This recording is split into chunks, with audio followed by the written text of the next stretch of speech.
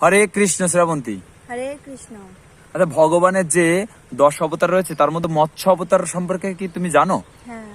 তুমি একটু বলো তো সবাইকে মৎস্য অবতার সম্পর্কে। পুরাকালে সত্যব্রত নামে এক রাজা ছিলেন।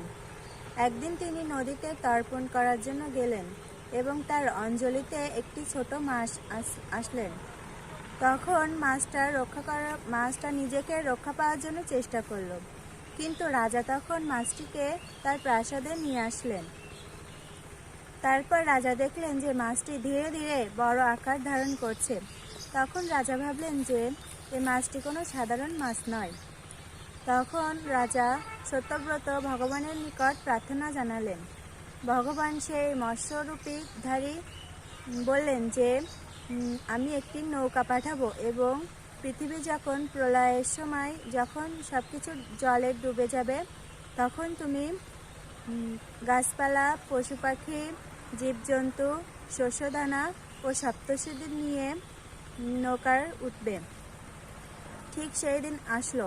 রাজা সত্যব্রত দেখলেন যে তার চোখের সামনেই যেন সবকিছু ডুবে যাচ্ছে। তখন তিনি ভগবানের নির্দেশ মতো সবাইকে নিয়ে এবং সপ্তর্ষিদের নিয়ে নৌকায় উঠলেন। ভগবান সেই জল সমুদ্রে মৎস্যরূপে প্রকট হলেন এবং রাজা সত্যব্রতকে তার জ্ঞান ও উপদেশ দান করলেন। হরে কৃষ্ণ। খুবই সুন্দর হয়েছে। তারপরে কি হয়েছিল? হয়গ্রীব নামে এক রাক্ষস ছিল। সে ব্রহ্মার মুখনিসৃত বেদগুলি চুরি করে পাতালে নিয়ে লুকিয়েছিল।